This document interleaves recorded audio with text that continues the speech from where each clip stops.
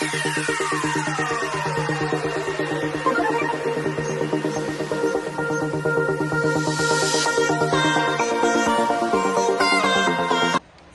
warahmatullahi wabarakatuh.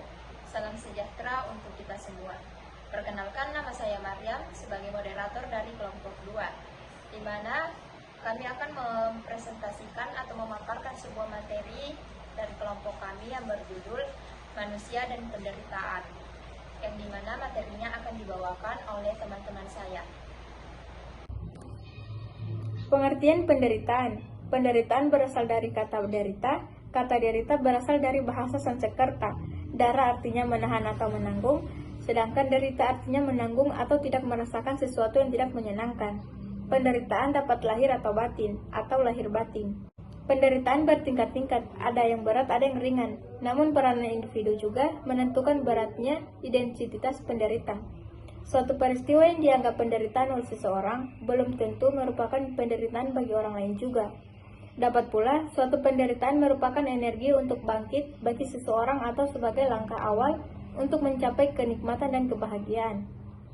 Penderita akan dialami oleh semua orang. Hal itu sudah merupakan risiko hidup. Tuhan memberikan kesenangan atau kebahagiaan kepada umatnya, tetapi juga memberikan penderitaan atau kesedihan yang kadang-kadang bermakna agar manusia sadar untuk tidak memalingkan darinya. Berbagai kasus penderitaan terdapat dalam kehidupan.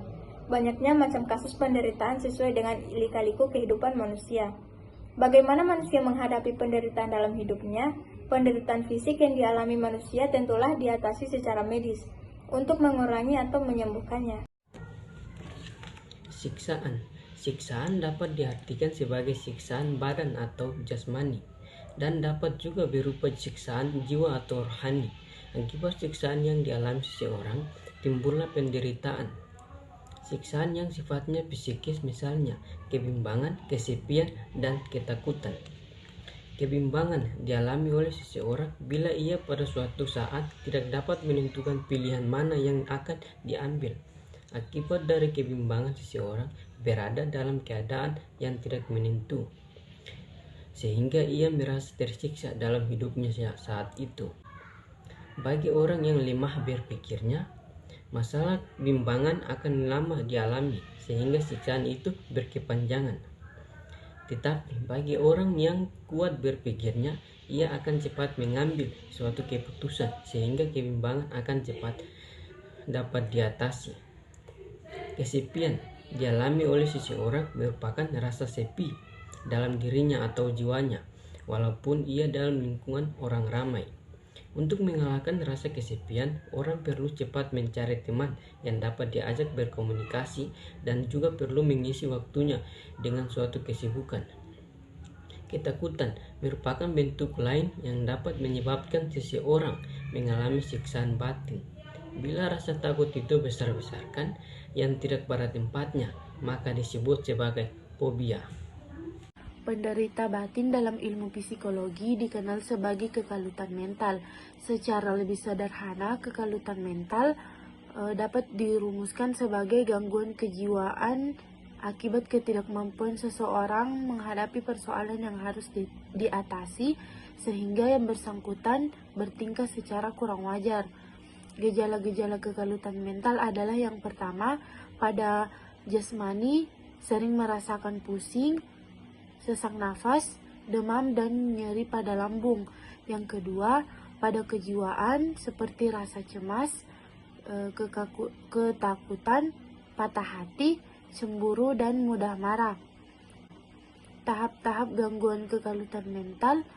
Yang pertama, gangguan kejiwaan nampak dalam gejala-gejala kehidupan si penderita, baik jasmani maupun rohani. Yang kedua, usaha mempertahankan diri dengan cara negatif, yaitu mundur atau lari, sehingga cara bertahan dirinya yang salah. Jadi, bukan melarikan diri dari persoalan, tetapi melawan atau memecahkan persoalan. Yang ketiga, kekalutan merupakan titik patah atau biasa disebut dengan mental breakdown. Dan yang bersangkutan mengalami gangguan. Sebab-sebab kekalutan mental adalah yang pertama, kepribadian yang lemah akibat kondisi jasmani atau mental yang kurang sempurna. Hal tersebut sering menyebabkan yang bersangkutan merasa rendah diri yang secara berangsur-angsur akan merusak mentalnya atau menghancurkan mentalnya. Yang kedua, terjadinya konflik secara sosial budaya akibat norma yang berbeda antara yang bersangkutan dengan apa yang ada dalam masyarakat, sehingga ia tidak dapat menyesuaikan dirinya lagi. Penderitaan dan perjuangan. Setiap manusia pasti mengalami penderitaan, baik berat ataupun ringan. Penderitaan adalah bagian kehidupan manusia yang bersifat kodrati. Karena itu terserah kepada manusia itu sendiri untuk berusaha mengurangi penderitaan itu semaksimal mungkin, bahkan menghindari atau menghilangkan sama sekali.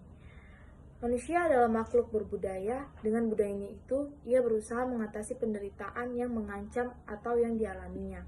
Penderitaan dikatakan sebagai kodrat manusia, artinya sudah menjadi konsekuensi manusia hidup, bahwa manusia hidup ditakdirkan bukan hanya untuk bahagia, melainkan juga menderita. Karena itu manusia hidup tidak boleh pesimis, yang menganggap hidup sebagai rangkaian penderitaan. Manusia harus optimis, ia harus berusaha mengatasi kesulitan hidup. Pembebasan dari penderitaan pada hakikatnya meneruskan kelangsungan hidup, caranya berjuang menghadapi tantangan hidup, dan disertai doa kepada Tuhan. Manusia hanya merencanakan dan Tuhan yang menentukan. Penderitaan, media massa, dan seniman. Dalam dunia modern sekarang ini, kemungkinan terjadi penderitaan itu lebih besar. Hal ini telah dibuktikan oleh kemajuan teknologi yang luar biasa. Sebagian mensejahterakan manusia, dan sebagian yang lain membuat manusia menderita. Berita mengenai penderitaan manusia silih berganti mengisi lembaran koran, radio, layar TV, dan media lainnya, dengan maksud supaya semua orang yang menyaksikan ikut merasakan dari jauh penderitaan manusia. Dengan demikian dapat menggugah hati manusia untuk berbuat sesuatu. Media massa merupakan alat yang paling tepat untuk mengkomunikasikan peristiwa-peristiwa penderitaan manusia secara cepat kepada masyarakat. Dengan demikian masyarakat dapat segera menilai untuk menentukan sikap antara sesama manusia, terutama bagi yang merasakan simpati. Tetapi tidak kalah pentingnya, komunikasi yang dilakukan para seniman melalui karya seni, sehingga para pembaca, penontonnya dapat menghayati penderitaan sekaligus keindahan karya seni. Pengaruh penderitaan. Orang yang mengalami penderitaan mungkin akan memperoleh pengaruh bermacam-macam dan sikap dalam dirinya. Sikap yang timbul dapat berupa sikap negatif dan sikap positif. Yang pertama, sikap negatif. Misalnya, penyesalan karena tidak bahagia, sikap kecewa, atau putus asa. Kelanjutan dari sikap negatif ini dapat timbul sikap anti. Yang kedua, sikap positif, yaitu sikap optimis mengatasi penderitaan hidup, berjuang membebaskan diri dari penderitaan itu adalah hanya bagian dari kehidupan. Apabila sikap positif dan negatif ini dikomunikasikan oleh para seniman kepada para pembaca, penonton, maka para pembaca, para penonton akan memberikan penilaiannya. Penilaian itu dapat berupa kemauan untuk mengadakan perubahan nilai-nilai kehidupan dalam masyarakat dengan tujuan perbaikan keadaan. Keadaan yang tidak sesuai ditinggalkan dan diganti dengan keadaan yang lebih sesuai. Keadaan yang berupa hambatan harus disingkirkan. Demikianlah hasil presentasi dari kelompok kami. Mohon maaf apabila ada kesalahan. Wabillahi taufiq